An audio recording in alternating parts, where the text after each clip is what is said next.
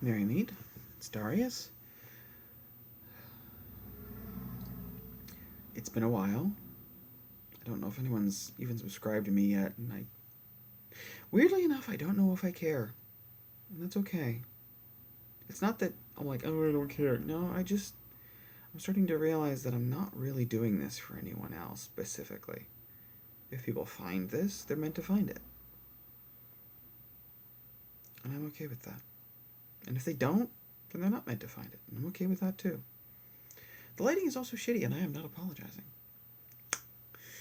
Um, I've been thinking as the cycle of the year turns to Samhain, which is about where I'm at this point in time, and I get introspective and I turn inward. And my craft is really beginning to take off. It's been a very, very productive year for me. By the by, just for context, this is October 2020. We're 6 months into COVID season. That's been a lot. I work retail. It's been a lot. But it's also been a very active year for me spiritually, and I don't post a lot about that. And you know what? I'm not that. I kicked a thing. I don't know if anybody heard it. For that, I'm also not apologizing because, again, I think this is more for me than for anyone else. Like it or don't. I'm realizing around this time of year, as I'm kind of turning the corner into Samhain, 2 minutes into the video, I really finally start to get to the point. Better than some of my other videos. Um,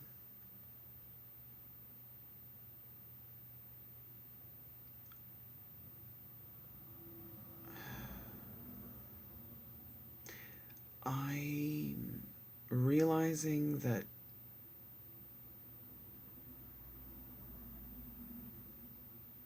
witchcraft is a solitary practice for reasons I hadn't fully grasped earlier in my practice. Witchcraft, if you see me moving back and forth, that's because I'm on a spinny chair. Witchcraft.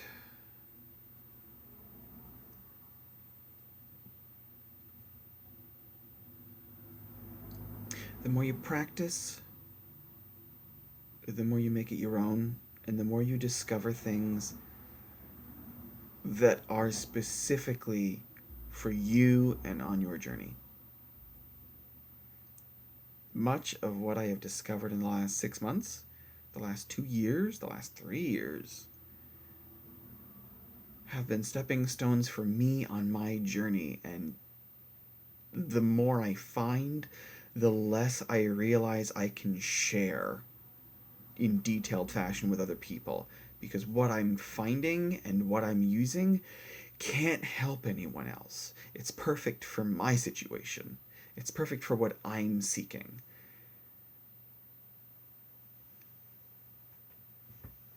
And nobody else is going to get use out of this. And I think saying that out loud explains a lot to people who aren't used to practicing witchcraft or haven't gotten to that point yet. Witchcraft is one of those spiritual practices. I would say paths, but it's not really it. Magic is one of those spiritual practices where, if you're doing it right, 90% of what you find you can't share with others to any productive result. You can use it to immense productive result, but you can't share it with others to immense productive result because what works for you doesn't work for them. I have a friend who I meditate with somewhat regularly. She's not a witch. She actually practices a very different set of things to me, and I learn a great deal from her, and she learns a great deal from me, and there's something to be said for having friends that we're looking at the screen and looking at the camera, so I'm going to be switching back and forth, and if that annoys you, oh well. There's something to be said for having friends that practice something drastically different from you. that you can kind of engage sometimes with what they do, and they can kind of engage sometimes with what you do, and you both understand that you're not going to be practicing really what they do, and they're not going to be practicing really what you do. Because they're on their path and you're on your path. And when those paths happen to cross, and when you blend and figure things out together, you each come apart with very new and different lessons than you would get from your own practice alone.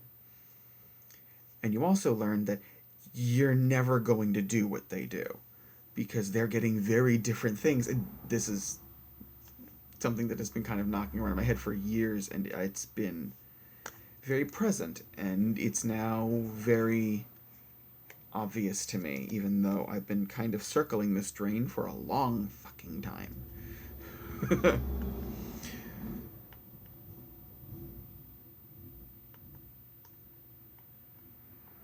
Like, I've found I utilize tobacco specifically for sacred purposes. And I find I utilize it sometimes in ways that other modern witches do, and sometimes in ways that other practitioners do, and sometimes in ways that I have, in my understanding of Native American practice, that Native Americans have, and in sometimes in like, and I can go on that list for a while, but I don't have a solid practice that heads in any one of these directions. Because at the end of the day, how I utilize tobacco in my practice is a journey between me and the tobacco spirit. There is a thing that most people don't think about. Not the individual spirit of the plant you harvested, the overarching spirit of the herb you're working with. I have names I call mugwort when I am in spiritual journeys, or when I am traveling astrally, or when I am working with mugwort, that I will never share with anyone. Because those names, those words, those phrases, those keys to that energetic relationship are between me and that herb. And I'm developing that with tobacco. And I have that with a few other herbs. I remember reading some works by Carlos Castañeda, and his work with the mezcalito, the spirit of that particular life form. Go do your research if you want to know more about that. I'm taking my vitamins. Just in case anyone was wondering, that's not a euphemism. It's actual vitamins. It's full spectrum turmeric for joint health. Trying a new brand on that. The old brand got too expensive. Yeah, I think most of my videos are going to be like this, kind of scattered, and I think I'm okay with that. I'm just word vomiting, and I need somewhere to word vomit, and this is great. There's a spirit I work with now that it has taken me 2+ years to get into anything approximating a real relationship with this spirit, because what relationship I had with this spirit prior was very adversarial and very testing the boundaries and setting the limits and going, this is how far I'm willing to go with you, and then taking that a few steps further, going, now that we know each other a little better, this is how far I'm willing to go with you, and it's been very push and pull and very give and take and very setting the limits of our individual autonomies between each other, and that's been a lot. And all of those workings are great for me and possibly useless to other people, because none of them have none of what I've done with the spirit has wide application to anyone but me. And I've worked that out in my head after trying to even explain half of what I do. Trying to figure out how to explain what I do with other people, to other people, with these spirits, with these herbs, with the symbols and the rituals that I am engaging with now. And there's no way to do it. There's no way to do it. What I do is great for me. And terrible, possibly, for some people. I can see very quickly how a lot of what I do and what I get a lot of healthful use out of would become very dangerous, problematic, enabling, um, exposing, endangering, possibly abusive to other people who are in a different place mentally and emotionally, who aren't where I'm at.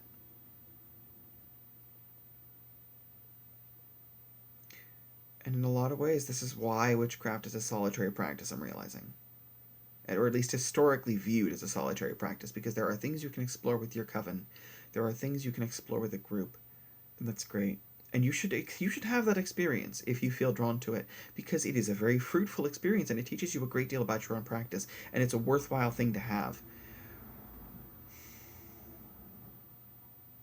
But at the end of the day, now I am having the moment where I'm looking across the last 6 months of my own solitary practice alone, after spending near 10 years in a coven and gaining great fruits from that labor, and really understanding my own practice and where I'm at and where other people are at in their practice, and really having that push and pull.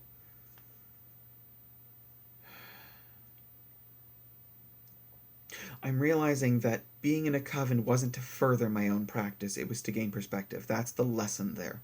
It was to gain perspective on my own practice and have experiences that would fuel my practice that I can't have alone. Because while the time of my coven has been deeply valuable and is deeply valuable, and I still want on many levels to have that experience, I feel like I've had more progress in the last 6 months working alone than I have had in the last 6 years with my coven. On my own stuff, on my own practice. And I'm recognizing that what I do with my coven is not furthering my practice. It's a specific vehicle to have stuff and do stuff that has nothing, well, not nothing, but is not progress on my personal practice. It's fuel sometimes for progress on my personal practice, but otherwise it's its own spiritual experience that informs the rest of what I do over here. But it just informs. It doesn't build or further this. This what I do over here on my own, all of this amalgamation of stuff, all these things, they're their own thing. And what I do with my coven is its own thing. And what I do with other people individually is its own thing. And all of these inform each other and kind of spur each other on, but they're not the same thing. Don't go into a group thinking you're going to get your own progress. You're going to get progress with the group and a lot of information and understanding that you wouldn't have otherwise, that you can't get on your own. Likewise, when you practice on your own, you're going to get immense amounts of experience and method that are not useful to anyone but you, but are extremely useful to you. Which is practice alone for a reason, I guess. But it's good to be with groups to get perspective, and it's good to touch on it with others to really understand that your journey is not unique, but your journey is valuable and unique. That doesn't make sense to anyone, I'm sure, but that's okay. Blessed be. Do what thou wilt.